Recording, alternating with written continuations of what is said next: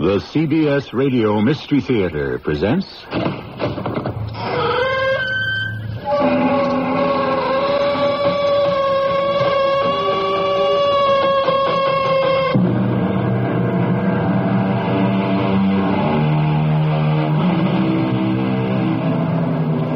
Come in. Welcome. I'm E.G. Marshall. Once again, we meet everyone's favorite sleuth, Sherlock Holmes. And today, we find him deeply involved in solving the riddle of the Musgrave ritual, an ancient catechism handed down for centuries. A seemingly innocent passage into the rights of manhood. But its dark secret led to murder of the most horrible kind. When the bats fly low and the night's in the sky... Good Lord, Holmes, what is this, Satanism? I believe, Watson, it's part of one of the spells that were supposed to have been recited to bring Lucifer on the scene. Then this other ritual you gave me must also refer to the devil. What leads you to that conclusion? Well, look at the questions. Whose was it? His who is gone. And who shall have it? He who will come. If not the devil, then who? That you'll find out, Watson, when you solve the riddle of the Musgrave ritual.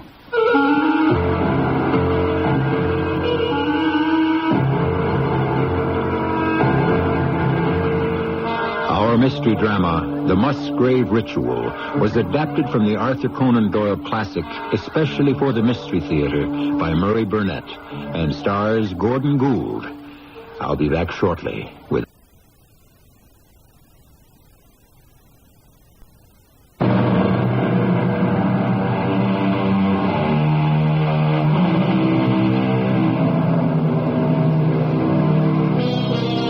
We tend to think of Sherlock Holmes as always having been famous. We also tend to think of the police he came in contact with as being skeptical but respectful of his prowess. Indulgent of his idiosyncrasies because they realized that he had hit in some lucky or miraculous fashion upon clues they'd overlooked. But of course, it wasn't always so. When he first started on his career, it was quite different. And today we embark with him and Watson upon the third case of his fabulous career, the Musgrave Ritual. In chronicling the cases of my friend Sherlock Holmes, I found the most difficulty in setting down the events in those dramas in which I played no part. The Musgrave Ritual is one affair that happened before Holmes and I met. He told me that it started when his old university friend, Reginald Musgrave, visited him in his room in Montague Street, hard by the museum. Come in, Musgrave. I pray to heaven, Holmes, that you can make a proper deduction in my trouble. Although I must confess, the police were against my coming to you at all. Perhaps you'd better start at the beginning. Your problem may be one that lends itself to a simple solution. I wish it was so. I doubt it very much. You see, it's one that concerns my servants. 2 of them have disappeared without a trace. And I'm afraid I may be somewhat to blame. Time enough to place the blame, and we've solved the problem. Who are the missing people? The butler, Brandon, and the second housemaid, Rachel Howells. You have a large staff, then? Yes, although I'm a bachelor. Holston is a large, rambling old place. Takes a good deal of looking after. How long had the 2 been with you? Brunton's been with us for 20 years. My father, who passed away some years ago, hired him. He was a school teacher with no job. He became invaluable. He's a great linguist and an accomplished musician. And extremely handsome. He sounds like a paragon among butlers. But he did have one fault. He was a bit of a Don Juan. A few months ago, I thought all our problems were solved because he became engaged to Rachel Howells. But the more I think of it, the more I believe that this is where all the trouble started. Rachel had come in to dust the study. I looked up from my newspaper. I'm sorry, sir, but I'm not disturbing you. No, not at all, Rachel. Tell me, have you and Brunton set the date yet? I'm sorry, sir, but very sorry.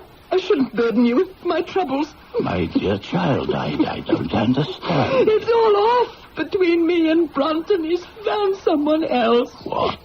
When did this happen? Yesterday, sir. Mr. Brunton came to me and apologized and said he'd found someone else. Someone he'd fallen deeply in love with. It wouldn't be fair for us to go ahead with our plans. My dear girl, I really don't know what to say. Nothing to say, sir. I thank you for your kindness, and excuse me, I really don't feel very well. The girl had a breakdown. We sent for the doctor, and I must say I was shocked when I heard that Brunton's new love was the daughter of the head gamekeeper. I take it she's not missing. Oh, no. She's upset and baffled like the rest of us, but there's more to the story. A really shocking incident which happened regarding Brunton. Last Thursday night, I couldn't sleep, so I decided to continue with a novel I had been reading. However, it was in the billiard room. As I was passing the library, I saw light. My first thought was burglars. But after picking a weapon off the wall and stealing silently into the library, I was astonished to find Brunton fully dressed and unlocking one of the bureaus. So, Brunton, this is how you repay the trust my family has reposed in you. Sir, this is not what you think. No? I find you rifling a bureau drawer in the dead of night, looking through my family's papers, and you tell me it's not what I think. Nothing is missing, sir. I'm not a thief, Mr. Musgrave. Whatever you are, you're no longer in my employ. Please, let me explain. I think 20 years of service entitles me at least to that. Very well. Well, as you know, sir, when your father first hired me, I was a schoolteacher. I've never lost interest in scholarship. History holds a fascination for me. I'm consumed by it. The Musgraves are one of the oldest families in England and are an important part of our history. All I've been doing is looking through the old papers you have here. In the dead of night, secretly, and behind my back. There's a bad mistake on my part, sir, but I was afraid you might deny me permission. There's no excuse for what you've been doing. You leave tomorrow. Mr. Musgrave, please, sir. I'd ask you to consider the years I've spent with the family. Holmes, I turned a deaf ear to his pleas, and he walked off. The taper was still on the table, and by its light I could see the paper that Brunton had taken from the bureau. And to my surprise, it wasn't anything important. Simply a copy of the questions and answers in the singular old observance called the Musgrave Ritual. And that is? A ceremony peculiar to our family, which each Musgrave for centuries past has gone through on coming of age. At any rate, I relocked the bureau, and I had turned to go when I was surprised to see Brunton standing before me.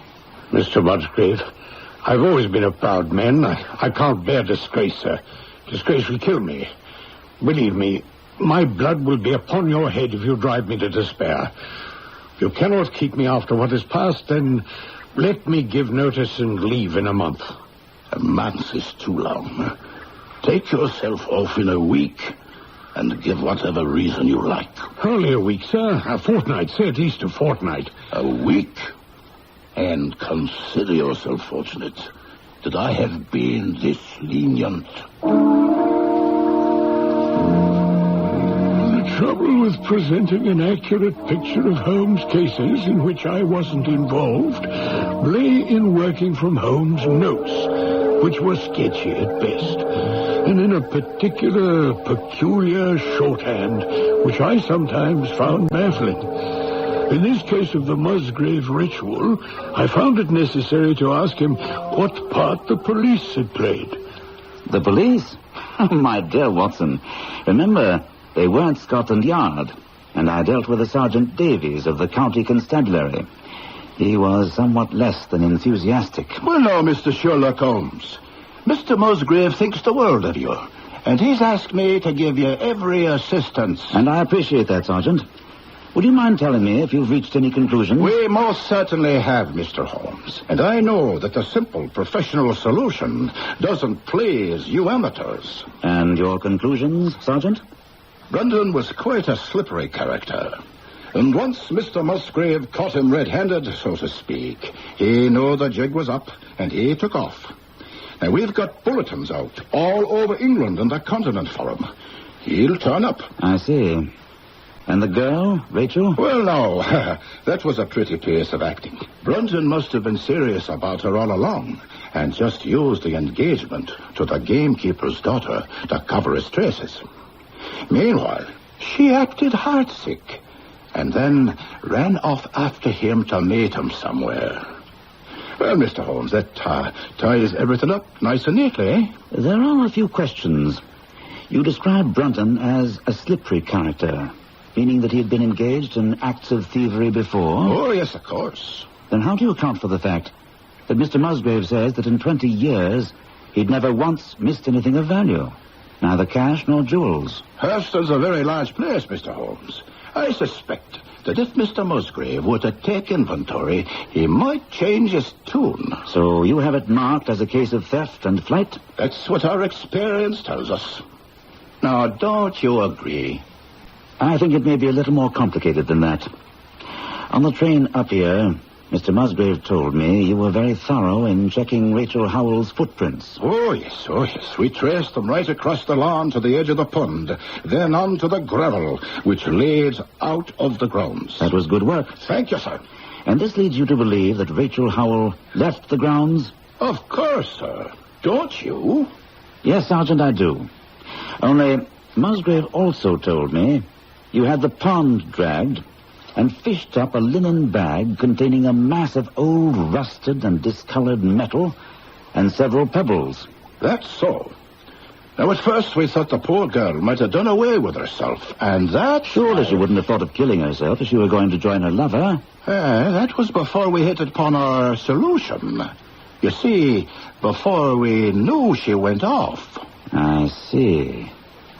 But then, what about this linen bag? Oh, probably some junk that had been there for years. But then, wouldn't the linen have been eroded? As I understand it, the bag looked as if it had been only recently immersed. There's that, sir. I give you that. Thank you, Sergeant. Now, did you consider the possibility that the girl threw that bag into the pond before she left the property? Oh, why would she do a thing like that? Why, indeed, Sergeant. If we had the answer, we'd know a lot more about the case. But why else would she go out of her way to stop by the pond if she were leaving the property? I have been told you'd had some success at amateur detecting, but you amateurs are apt to carry things too far. Next thing you know, you'll be coming up with those old wives' tales about the old Musgraves dabbling in witchcraft. You're the first one to mention that, Sergeant. But it does hold some interest. For the amateurs, not the professionals. If we listen to half the tales the widow Sykes spins, we'd be chasing shadows every full moon. The widow Sykes? She's the village historian and the village gossip. If you don't want to waste your time, Mr. Holmes, steer clear of the widow. Holmes, I'd like very much to know more about this thing called the Musgrave ritual. But surely the whole ritual is outlined in my notes. Oh, yes, I do have it here. Read it to me, please. I'd like to refresh my memory. It seems to be in question and answer form. That's so. Let me see if I can recall the answers if you will read the questions. Very well. First question, whose was it? His who is gone. That's right. Well, now, second question, who shall have it? He who will come. Where was the sun? Over the... let me recall. Over the oak. Where was the shadow? Under the elm. Remarkable memory, yours, Holmes. Thank you, Watson. Go on. How was it stepped off? Oh, your compliment came a question too soon, Watson. I've completely forgotten the numbers. Give them to me. North by 10 and by 10. East by 5 and by 5. South by 2 and by 2. West by 1 and by 1, and so under. It's just gibberish, Holmes. Go on. What shall we give for it? All that is ours. Why should we give it? For the sake of the trust. Well, that seems to be all. It's amazing how you record most of it. Now that you've heard the Musgrave ritual, what do you think? For the life of me, Holmes, I can't make head nor tails of that rigmarole. But you realize its importance, Watson. Perhaps it would help you if I told you that the spelling of the original catechism was definitely middle of the 17th century.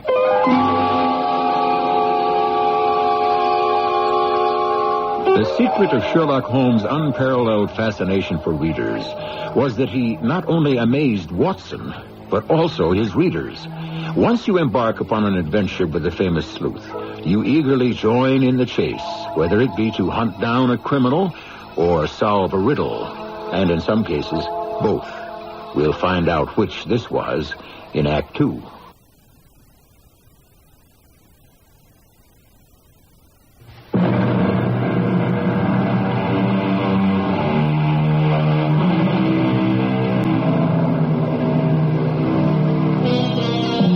A classic Gershwin tune goes, "A foggy day in London town. It had me low, it had me down."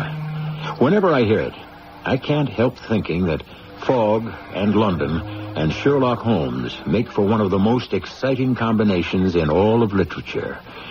We return to 221B Baker Street, where Watson is patiently trying to unravel Holmes' notes in the case of the Musgrave ritual. Holmes, I know you're trying to help me, but from your notes it appears we have 3 separate mysteries to solve. The disappearance of the butler, Brunton, Rachel Howell's vanishing, and this ancient Musgrave ritual. That's just it, Watson. Suppose there was only one mystery, one problem to solve, and by solving it, all 3 questions would be answered. What then? Well, I don't see how that could be possible. I was convinced that the roots of all these happenings lay in the past. And so I disregarded the advice of Sergeant Davies and went to visit the widow Sykes in her small cottage in the village. Come right in, Mr. Holmes. Never mind the geese. They're better than dogs for guarding the house. Sergeant Davies said you might be able to help me. Mr. Holmes, I can see you're not one to stick too close to the truth. If that windbag said anything at all about me, it was to tell you to pay me no mind. Would you like a cup of tea? No, thank you. You mind if I have a cup? Earlston is a dark place. There were dark deeds done in the old days. Did you know Brunton? Since he was a lad. He was smart, I'll grant him that, but not as smart as he thought he was. A lot of people knew what he was up to at Earlston. Oh, what was that? Looking for things that were best left lost. Can you give me some idea of the nature of those things? I'm old, Mr. Holmes, and I hold to the old ideas about good and evil. And there were people at Earlston long ago who knew too much about the nature of evil. They did evil deeds. I'm talking about the Musgrave. Back more than 100 years, they dabbled in witchcraft. And you think Brunton was... Looking to find out how they work their spells. Trying to find out how they got their powers. And either he found out or he made a mistake. Either way, Mr. Holmes, he's gone. I see. And what about Rachel Howells? She's Welsh, Mr. Holmes. And they're a fine people. But there's darkness in some of them. And there was a lot of it in her. Mark my words, sir, if you want to find the answer, you'll find it in the old days. And the dark days.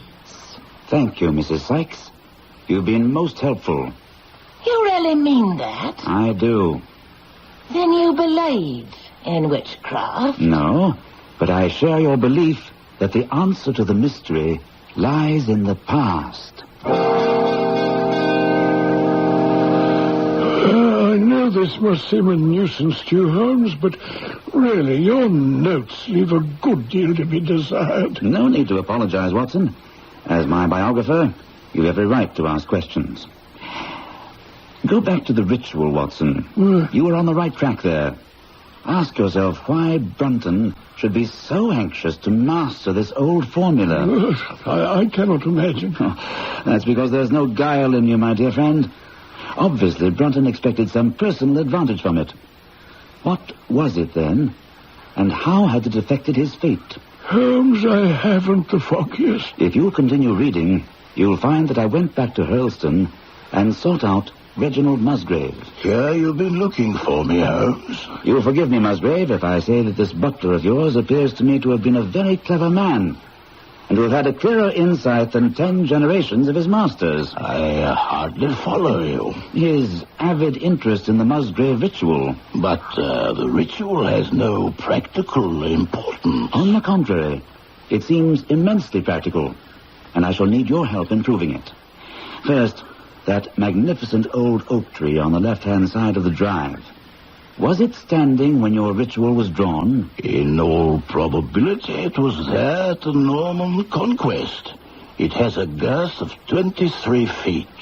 Have you any old elms on the property? Well, now, there used to be a very old one, some yards from the oak, but it was struck down by a bolt of lightning 10 years ago, and we cut down the stump. You can still see where it used to be? Oh, yes.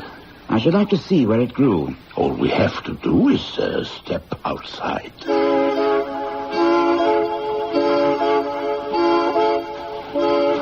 There you are, Holmes. You can see the scar in the lawn. I don't suppose it's possible to find out how high the elm was. I can give it to you exactly. It was 64 feet. How did you come to know it? My old tutor gave me exercises in trigonometry. They invariably took the shape of measuring heights. When I was a lad, I worked out every tree and building on the estate. Tell me, did your butler Brunton ever ask you such a question?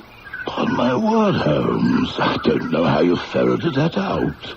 But he did ask me some months ago in connection with an argument he said he had with a groom. But I still fail to understand what's behind it all. Holmes, I must confess that I sympathize with Musgrave's bewilderment. Look at my notes. Go back to the ritual and read. Where? What? Where was the sun? Over the oak. I see, Holmes, and the shadow was under the elm. Precisely. It was obvious from the first that the trees and the measurements were used as guides to some location. And if we could find that exact location, we should be well along towards finding the secret the Musgrave family thought necessary to cloak in so curious a fashion. Hold on. The ritual mentions shadow under the elm.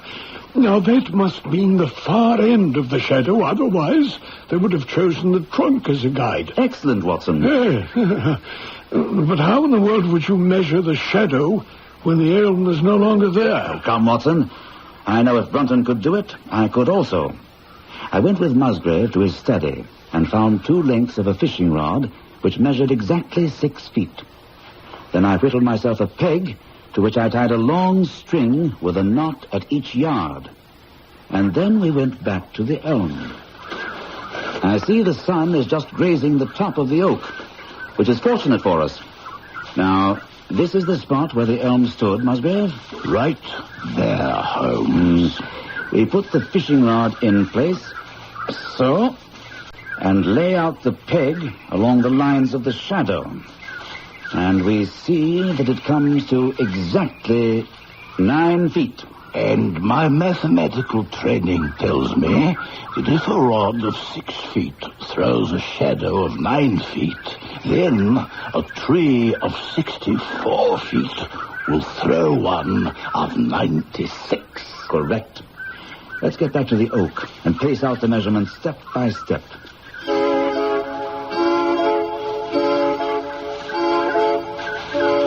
3, 4, 5. That's 5 to the east. I see now, Holmes. I believe we're really onto something. The next is 2 to the south. 1, 2. We're right at the very threshold of the door to the old house. West by 1. We have to go in. 1 by 1. 2 steps in, and here we are. Just a passageway. My deductions were correct, and yet there's obviously nothing here. We've left out the and under, remember? 1 by 1, and so under. There's a cellar under this thing? Yes, and as old as the house. Down here, through this door. Ah, there's a lantern down here. I will strike a match. People have been here, Musgrave. See, the wood has all been piled carefully along the walls, leaving a clear space in the middle here. That's Brunton's muffler. I swear to it. What's he been doing here? On the same quest as we, I'm afraid.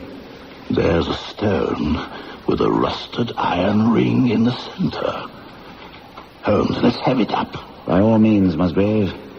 But I think we should first send for Sergeant Davies. Well,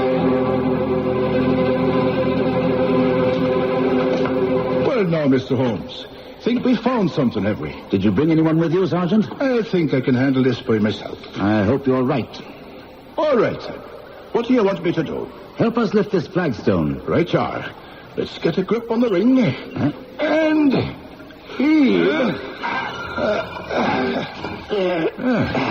It's too dark to see anything down there. Now stand back and let me flash the lantern down. Good Lord in heaven. Is that thing Brunton? I'm afraid so, Musgrave. But his hands, what happened to them? I imagine he wore them away, scratching at the slab to move it. Hardly room enough for a man to stand upright in that hole. I should hazard a guess that there wasn't enough air for more than an hour. What made him do it, Holmes? What made him do it? Greed, Musgrave. Greed and love.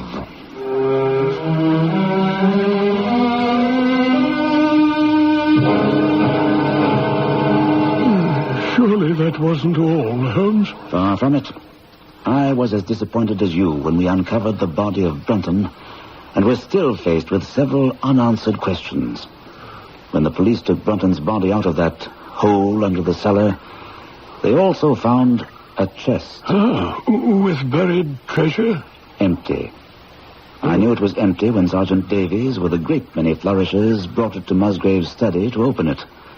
It had to be. I don't follow. Because you don't use my methods. Think back to what you already read. What happened in the cellar? Well, I remember exactly what you wrote. You sent for Sergeant Davies and waited until he got there, and then you and Davies wrenched open the stone. Both of us, Watson, with some difficulty. I see. Brunton must have had an accomplice. Exactly. And therefore Brunton opened the chest and handed the contents over to his accomplice. What about the accomplice? That required some logical thinking and deduction. I asked myself what we knew.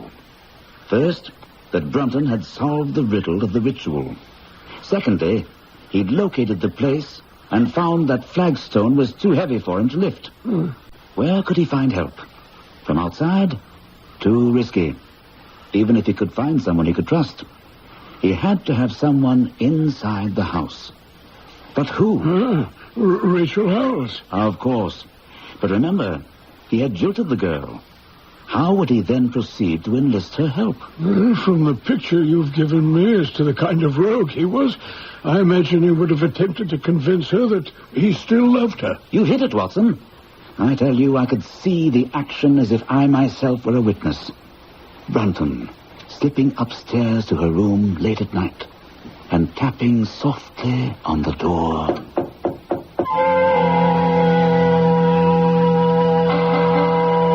There are times in everyone's life when one feels like murdering his best friend.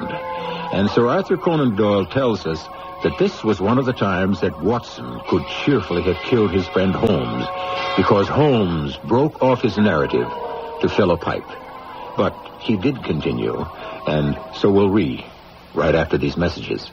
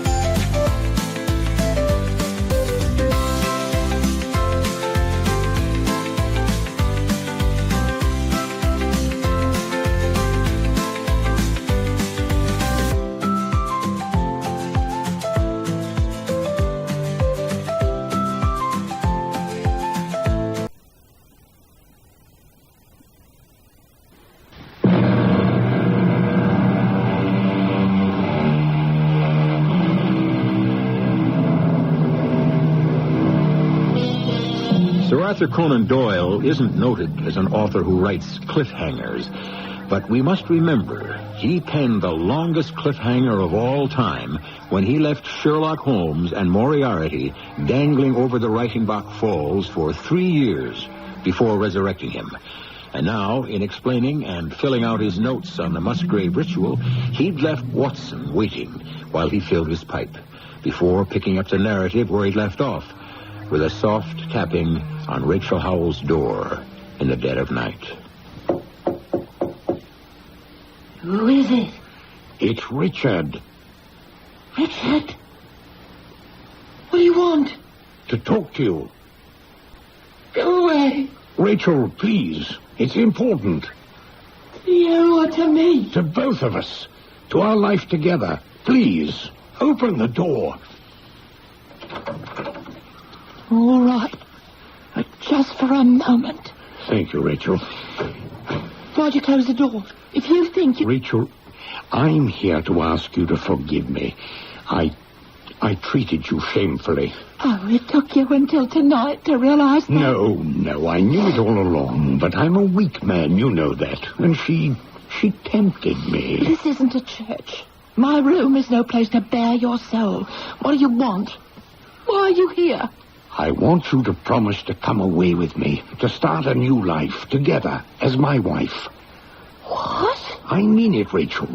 It took these weeks away from you to realize you were my true love. And what about your engagement to Jane? Well, it's only justice that she'll be treated as I treated you. And where'd we go? Anywhere you want, anywhere in the world. Oh, well, I know you've got a glib tongue. This isn't just talk. I've discovered the secret. Are you still talking about that old piece of paper? That old piece of paper is going to make us rich. Rich beyond anything you ever dreamed. So you told me when you first said you loved me. But then I didn't know where to look. I found it, Rachel. I found the place. Oh, and what is it? Gold? Diamonds? What? I don't know yet. We'll find out together. I thought you said you'd found it. I found where it's buried. I need your help to get it up. Rachel, do you hear me? Get out. What? So Jane wouldn't help when you asked her? Of course you have every right to think that, but I swear to you it's not true. I've not even whispered a word of this to Jane. Don't believe you. How can I convince you? You come to my room in the middle of the night. You tell me you've had yet another change of heart. You don't love Jane. You love me. I've always loved and you. And then you ask my help. Well, you can have it when you announce our engagement. But I can't do that. Why not? Because of the repercussions. I'd look like a fool in everyone's eyes. Think of what the other servants would say. Well, that didn't bother you before. Do just what you did with me. Impossible. That's what I thought. Well, now you can leave. There's nothing to keep you here. Rachel, I've been sacked. Is there no end to your life? It's true. Mr. Musgrave caught me in the library studying the ritual. I found the treasure, but I've only got 3 days to get it. The treasure? That's what's important to you, isn't it? It's important to us. With the treasure, we can do as we please. Live the life we want. Think of it, Rachel. You and I together, master and mistress. We'll hire servants instead of serving others. Oh, if only I could believe you. Listen, you can test me. Go to Mr. Musgrave. Tell him I told you I was leaving. He'll admit that it's so. Now, do you believe me? If only I could. I want to. My heart wants me to, but Rachel, trust me. Just let yourself trust me. Listen to your heart, Rachel. Come here into my arms. Don't think any more.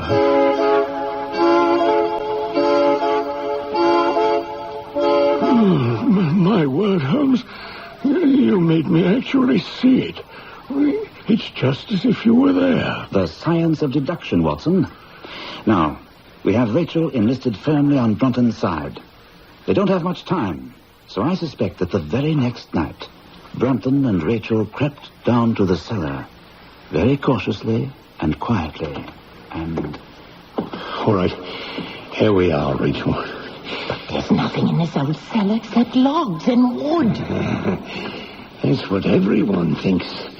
But if we lift these pieces of wood from the center of the floor and put them over there, hey, what do we find? A stone with a ring in the center. Right, my girl. And now, please give me a hand with this. But there isn't enough room on the ring for me to get a grip. There. Is that better? Yeah. All right, now, when I say Eve, we'll both pull. All right. All right. Again. That's no good. See if we can squeeze your fingers closer together so I can get my whole hand underneath the ring. All right, but then I can't use all my strength. Well, let's try it. All right. All right, now. That's it. Keep pulling, Rachel. Got it. Hang on. I can't for long. It's too heavy. Kick that piece of wood over to me. Right, quickly now. Hang on. Just let's get this wood under. It's done. All right, you can let go. 1 minute more. I've let it drop. All right. I'll climb down. You flash the lantern so I can see. Oh, I hope this isn't no wild goose chase. Never fear. It's all in the ritual.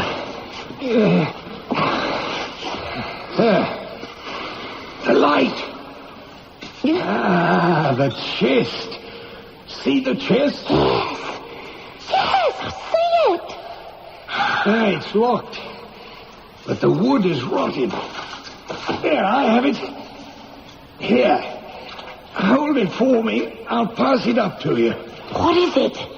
I don't know. I didn't look. I'm glad I was right about you, Rachel, my darling. I knew I needed a big, beautiful girl like you. A slight wisp of a thing like Jane would never have been able to... Watch out! The wood wedge, it's slipping! Rachel, push it back under the edge! Rachel, help me, please!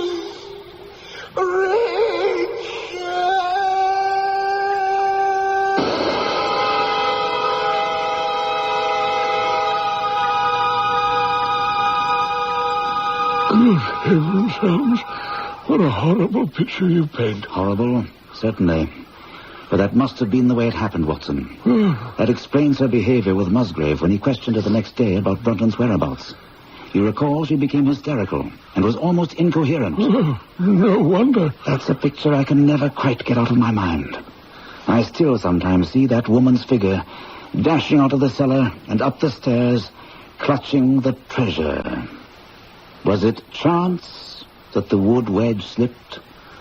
Or some smouldering fires of vengeance awoke in Rachel when he said what he did about her rival Jane? Or perhaps he didn't have to say anything. Perhaps she saw she had him in her power and kicked the wood support away herself. What do you think, Watson? I really don't know.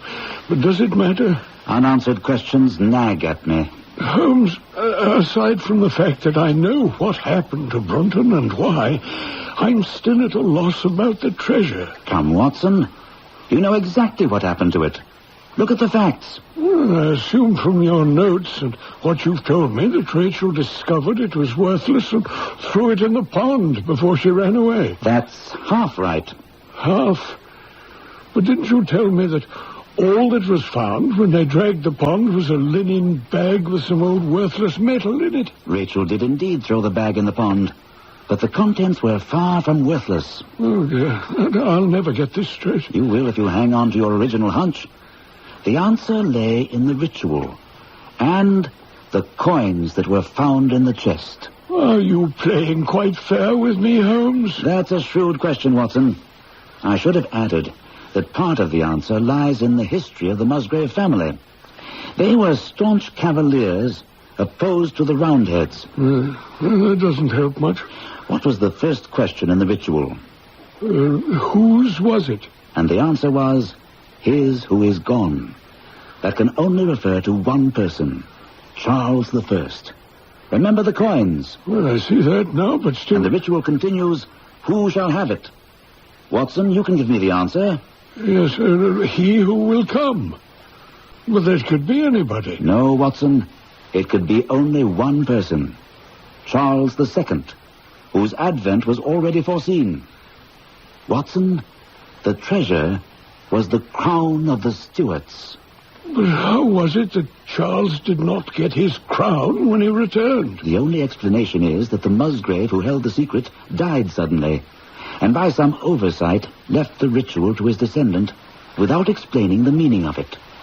From that day to this, it had been handed down from father to son, until at last it came within reach of a man who deciphered its secret and lost his life in the venture. And the girl, Rachel? No trace of her has been found to this day. Is it possible she did away with herself? I have considered that, Watson. And I knew, whether she had or not, I'd have the answer to the question that bothers me. How so?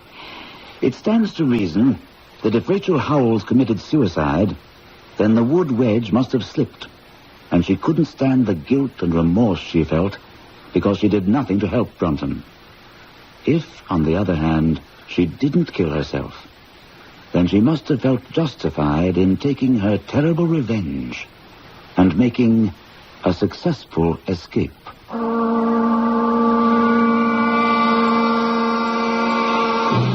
To my knowledge, this is the only story Sir Arthur Conan Doyle wrote that ended with any sort of conundrum.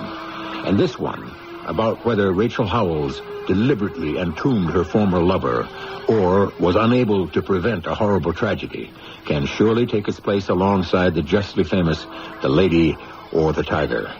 I'll be back shortly.